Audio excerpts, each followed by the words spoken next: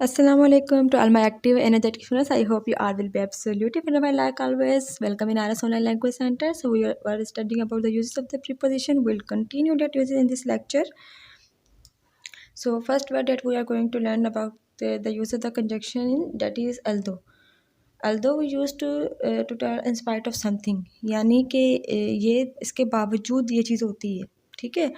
मतलब जब हमने शो करना हो कि हाँ ये सब कुछ है, लेकिन इंस्टेड ऑफ रिसॉल्व इस सब के बावजूद भी ऐसा होता है, तो हम लोगों ने वहाँ पे यूज़ करना है instead. Like I have a sentence यार in example, although she is a great writer, हालांकि वो एक बहुत अच्छी राइटर है, ठीक है, इसके बावजूद। She has trouble in writing papers, उन्हें पेपर्स लिखने में मुश्किल पेश आती है, ठीक है। तो अब यहाँ पे देखिए अल्दो, यानी पहले के इंस्पाइट ऑफ शो किया हुआ है, इसके बावजूद उसे इस चीज़ में मसला है, ठीक है। तो इस तरह के सेंटेंसेस को आपस में कंबाइन करने के लिए हम लोग लगाएंगे अल्दो। उसके बाद हमारे पास है while, it is refer to the moment something was happening, यानी एक टाइम चल रहा हो, एक काम हम लोग कर रहे हो, उस दौरान हम लोगों ने कुछ एडिशनल कुछ हो गया अचानक से ना, या उसके साथ साथ हो रहा था, तो हम लोगों ने वहाँ पे लगाना है while. For example, she came to my home while I was still cooking, वो मेरे घर पहुंच गई जबकि मैं अब तक कुकिंग कर रही थी, ठीक है। तो इस तरह के सेंटेंसेस को, मतलब जो एक मूवमेंट सडन चल रहा हो और उसके अंदर कोई चीज़ हो रही हो या हो रही थी, तो इस तरह के सेंटेंस को आपस में कंबाइन करने के लिए हम लोग लगाएंगे वाइल। जबकि अल्दो हम लोग तब लगाएंगे जब हम लोगों ने इंस्टेड ऑफ की कंडीशन क्रिएट करनी हो, यानी इसके बावजूद ये होता है, तो वहाँ पे अल्दो और एक मोमेंट चल रहा हो, उस मोमेंट के दौरान दूसरा मोमेंट भी चल रहा था या दूसरा कोई मोमेंट अचानक से आ गया, तो उसके लिए हम लोगों ने लगाना है वाइल। अब अल्दो और वाइल के यूज़ के बाद हम लोग चलते हैं आगे और कंजक्शन के जो है वो बाकी यूजेस को डिस्कस कर लेते हैं। अब इसके बाद हमारे पास जो वर्ड है, जो कंजक्शन है, वो है if. If you use to introduce word to do in the event that something happens. अब यूँ समझना कि जब आप लोगों को मैं कंडीशनल पढ़ाऊँगा तो कंडीशनल में आप लोग इफ़ के यूजेस बहुत क्लियर तरीके से समझ जाएंगे, ठीक है। तो इफ़ हम लोग अब के लिए आपके लोग इतना बता दूँ कि इफ़ हम लोग तब यूज़ करते हैं कि जब हम लोग कोई काम करें और उसका रिज़ल्ट हमें पता हो, ठीक है, या उसका रिज़ल्ट शो करने के लिए कि अगर ऐसा हुआ तो ऐसा हो जाएगा, तो हम लोग यूज़ करते हैं इफ़, ठीक है। किसी इवेंट के अंदर कुछ प्रिडिक्शन हम लोग करते हैं कि अगर ऐसा है तो ऐसा होगा, तो उसके लिए हम लोगों ने इफ़ का वर्ड यूज़ करना है।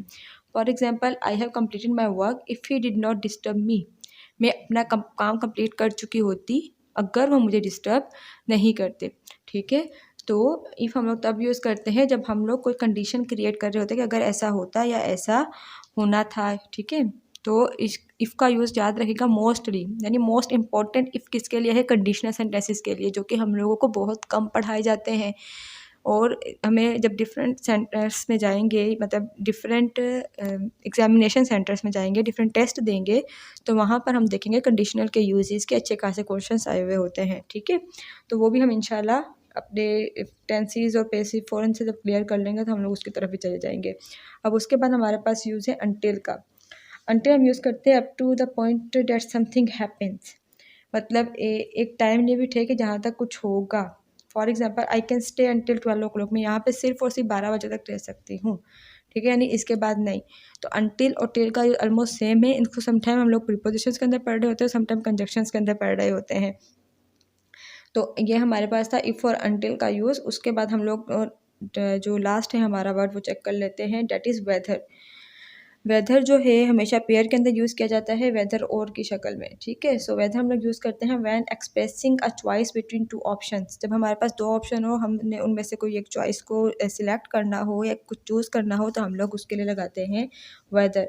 For example, which colour do you like most, whether pink और ऑरेंज, आपको कौन सा कलर ज़्यादा पसंद है, पिंक या ऑरेंज, ठीक है।